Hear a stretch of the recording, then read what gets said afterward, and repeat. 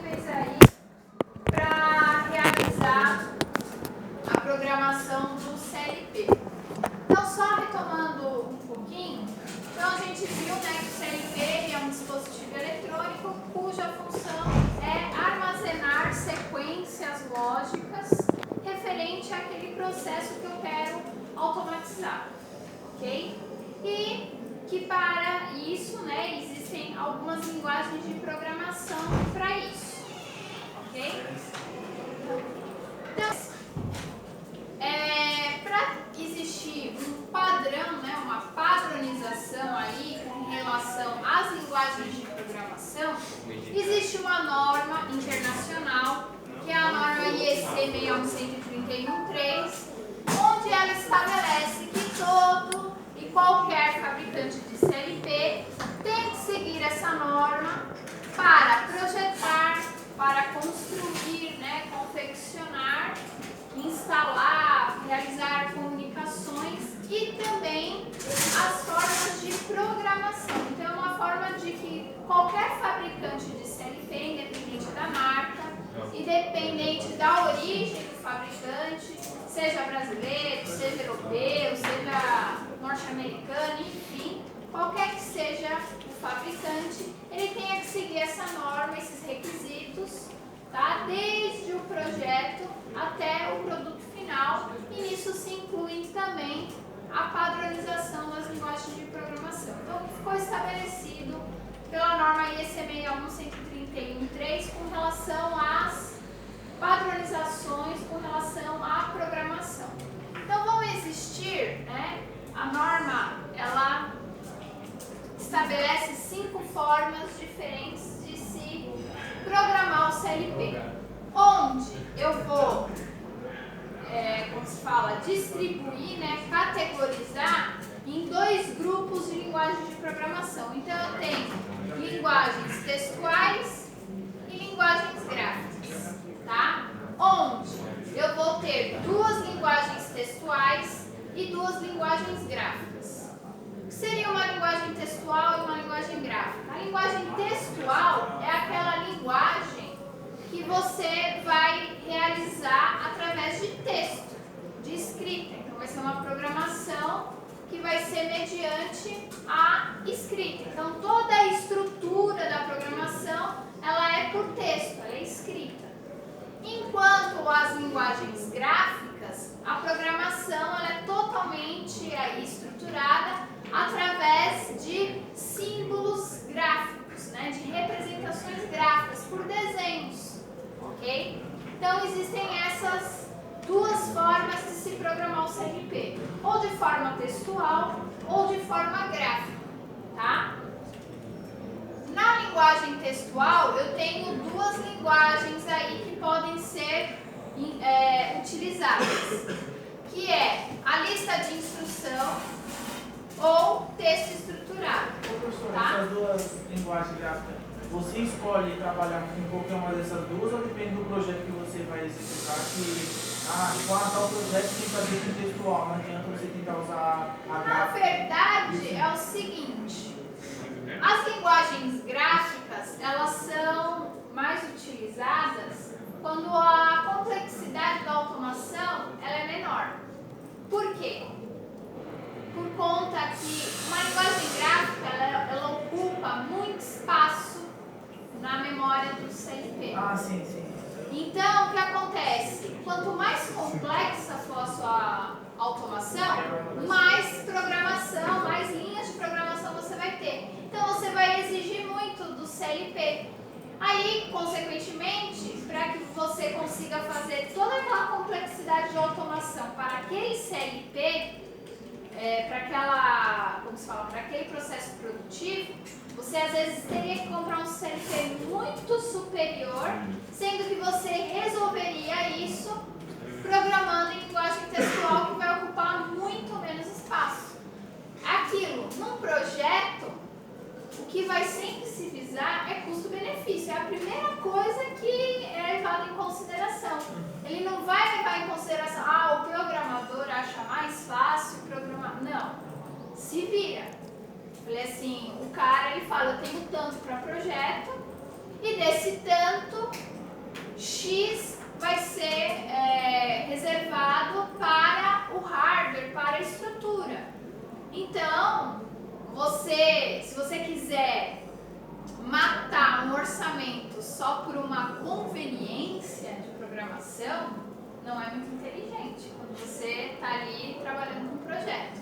Lembrando, pessoal, que quando a gente está implementando uma automação, principalmente essas mais complexas, não é uma única pessoa que faz a programação, tá? É uma equipe. E geralmente é uma equipe interdisciplinar que a gente fala. Ou seja, não só vai ter o pessoal da parte elétrica ou da parte eletrônica, mecatrônica ou de automação. Tem pessoas da TI envolvidas, tem pessoas da gestão, engenheiros de produção. Por quê? Nós que somos da área da elétrica, nós temos uma visão. O cara da mecânica, ele tem uma outra visão referente ao processo. Quem é da gestão, né, quem faz todo o gerenciamento do processo, tem uma visão completamente diferente. Então, quando você vai implementar uma automação, ela não vai acontecer da noite para o dia, são muitas discussões, são muitos pontos de vista, muitas coisas que têm que ser consideradas, porque apesar da gente ter que ter uma visão macro, a gente acaba atuando de forma efetiva em algo muito específico. Então, na hora de fazer um projeto que envolve muitas áreas, é necessário ter esse olhar diferenciado. Então, até se acertar e tudo mais, né? Então, por isso que é importante ter diversos profissionais aí olhando, né? Dando opinião referente a isso. E aquilo que eu falei, quanto mais complexo, né? Mais demorado, mais se exige mais aí da sua implementação de automação do projeto. E aquilo que eu falei, uma linguagem gráfica, independente de qual seja ela, né, se for o Ladder, bloco de funções, o Graph7, enfim, tudo que é gráfico ocupa muito exige muito do hardware. Então, o que vai acontecer? Se exige muito do hardware, você vai ter que ter um processamento mais rápido, você vai ter que ter um espaço de armazenamento maior. E às vezes, isso não se torna conveniente para uma automação muito complexa. Então, geralmente as automações complexas, elas sempre vão ser programadas em linguagem de baixo nível, né? Que é a linguagem mais próxima da máquina, que é o 0 e 1 ali, né? Qual que é o mais usado? É aquilo, tudo vai depender do grau de complexidade da automação. Então, se você for nessas montadoras de automóvel, é aqui. É baixo nível. E, geralmente, quem até... Essa linguagem de baixo nível, tá?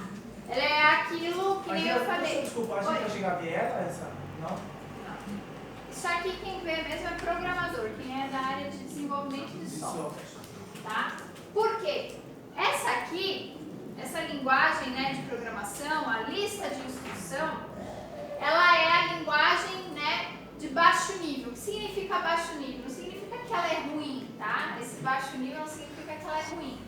Significa que ela é a mais próxima daquilo que a máquina, o componente, entende, né? Então, é praticamente você programar em 0 e 1. Sabe aquelas tabelas verdades que acredito que aqui todo mundo tem terror? É você programar dessa forma. É você entender, você é o mais perto que se consegue chegar daquilo que... A linguagem gráfica de LD é melhor. Sim. Então aqui, esse nível de programação, você chega, né, quando você vai se especializando cada vez mais, tá? Então a linguagem de baixo nível é aquela mais próxima que o componente entende. Por exemplo, uma coisa que é da nossa realidade. Quando a gente pega um computador ou até mesmo os smartphones, aí, o celular, ele tem um sistema operacional. Esse sistema operacional, para nós, né, que a gente vai lá nas janelinhas, clica, vai, aquilo ali é uma plataforma visual, nós, seres humanos, entendemos isso, visualizamos isso. Mas o componente, ele não entende janelinha, não coisas coloridas. Ele entende 0 e 1. Por trás de tudo isso, existe uma programação. Igual, o Windows, ele é uma plataforma de alto nível. Alto nível, porque a gente enxerga isso. O ser humano enxerga isso. Agora, lá o processador mesmo, ele não enxerga isso. Eu falava para o professor Liz que são os bastidores. Oi? Eu falava para o professor Liz que são os bastidores. Exatamente. Porque a gente só tem só aquela interface do usuário ali e tal. Exatamente. Você só tem aquela parte ali linda, né? As janelinhas, né? Ou o aplicativo ali, tudo pronto, colorido, fácil, né? Agora, por detrás de tudo isso, existe todo um código, que é a linguagem de baixo nível. Quem já ouviu falar aqui, ou até mexeu no DOS? Windows é a linguagem de alto nível. Mas antes do Windows surgir, tudo era MS-DOS. Ou seja, é a linguagem de baixo nível. Vai, se a gente fosse comparar ali, né? Você dava aqueles comandinhos para conseguir fazer alguma coisa. Hoje não, tudo que a gente vê tudo bonitinho é o alto nível pra gente. Agora a máquina, ela não entende isso, tá? Então o que vai acontecer? Conforme vocês vão se especializando em programação, a tendência é você aprende uma linguagem de alto nível e conforme você vai se aprofundando na programação, você vai chegando mais próximo à linguagem de máquina, tá? Então você vai se aprofundando até chegar no baixo nível, né? No mais profundo, né? Então o alto nível não é que significa que é o mais difícil, na verdade é o mais fácil, é o mais raso, o mais superficial. Agora aquilo, né, o profundo que a máquina entende é a linguagem de baixo nível. Por que a gente não chega aqui? Porque ela é extremamente complexa. Isso exige muito treino, muita lógica de programação. Então, um curso técnico que, querendo ou não, é curto e que muitas vezes a pessoa nem sabe, né, o que é uma linguagem de programação, é muito pouco tempo para se dar muitos conceitos e o cara sair daqui programando em baixo nível. Se a gente começasse com baixo nível, ia criar um trauma na mente de vocês e nunca mais ninguém ia querer saber de programação. Então, didaticamente, a gente inicia pelo mais fácil, aquilo que brilha aos nossos olhos. E depois, conforme, né, o interesse de cada um, vai se aprofundando aí.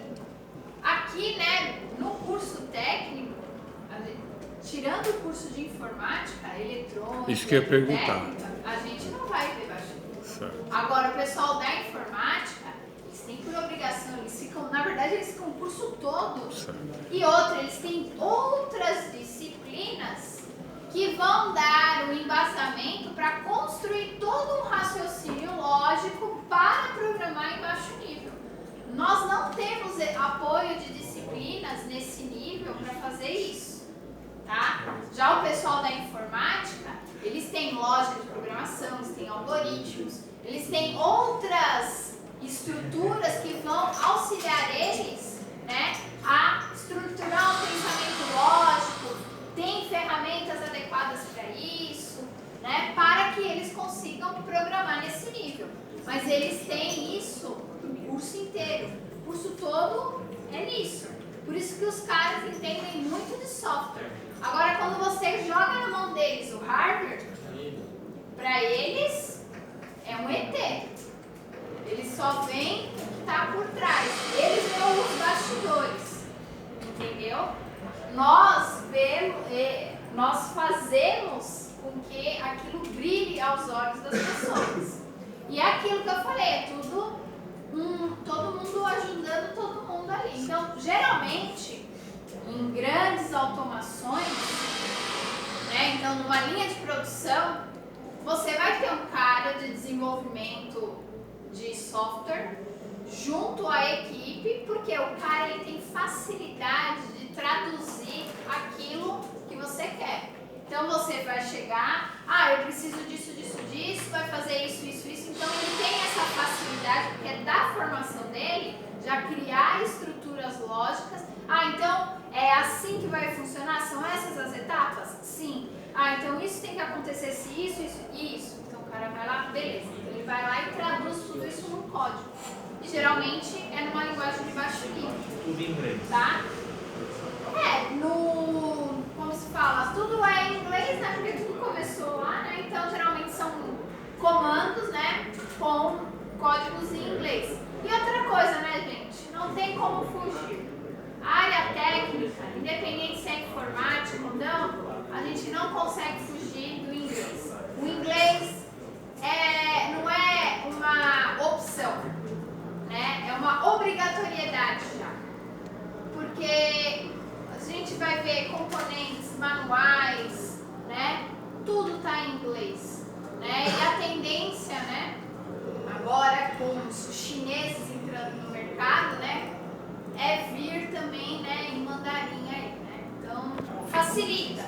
Então essas são as formas de linguagem textuais, tá? Então eu posso programar através de textos, então, né? Elas serão as linguagens representadas por símbolos, né? Por gráficos, por desenhos. Porém, que nem eu falei, ela é a mais fácil de se entender. Ela é muito assim, intuitiva, né? Você vai olhando assim, até uma criança, se já é inserida desde cedo nisso, ela vai criando, né? Hoje nas escolas infantis já está sendo aplicada a parte de programação, lógica de programação, robôs, né? Mas elas vão trabalhando com esse tipo de linguagem, né? Já vai desenvolvendo isso desde criança, porque é o futuro, né? É o que o mercado vai exigir. Do mesmo jeito que hoje é necessário que nós tenhamos inglês, eles já estão tendo inglês e lá na frente vai ser obrigatório saber programar. Então, é quase que uma obrigatoriedade do currículo, né, escolar, já vai ser. Então, elas já têm, como se fala, sendo condicionadas para isso. Então, as linguagens gráficas, elas são muito fáceis de serem entendidas, porque são desenhos. Então, nós temos 3 possibilidades. Então, eu tenho diagrama ladder, eu tenho bloco de funções, né, diagrama de blocos de funções, e o graph set, né, que são blocos de sequências. Então, o que acontece? O diagrama ladder é o que nós vamos explorar, tá? Por quê? No semestre passado, vocês tiveram a disciplina de comandos elétricos. Então, lá vocês devem ter visto, né, aquela questão da lógica de contatos, né? Normalmente aberto, normalmente fechado, um intertravamento, um selo, né, um comando com temporizador, né, contatores, enfim. Então, vocês, digamos, já têm uma noção do que é essa lógica de contatos. Porque antes de existir o CLP, como é que se fazia as automações? Como que se faziam as lógicas? Era tudo através de contatoras, era tudo através de relés. A famosa lógica de relés, lógica de contatos. Então, eram abertos e fechados, temporizadores, fazendo uso desses elementos, né, desses componentes eletromecânicos. Mas, com o tempo, viram, né, a necessidade de mudar esse conceito, né, então diminuir espaços, né, melhorar aí a questão do upgrade, da manutenção, enfim. Então, foi desenvolvido o CLP. Então, o diagrama ladder é o que mais se aproxima aí a lógica de relés, a lógica de contatos. As sequências, né, lógicas, como se fosse um fluxograma, e através dessa lógica, desse fluxo, né, ordenado, né, que foi estabelecido, você consegue criar também a programação, tá? Então, basicamente, o que vocês vão ver até o final do curso, ladder e bloco de funções. Conforme o interesse, né, vocês vão se aprofundando aí, né, e podem vir a programar, quem sabe um dia, numa linguagem de baixo nível. Lembrando que aí, né, requer muito estudo, muito treino.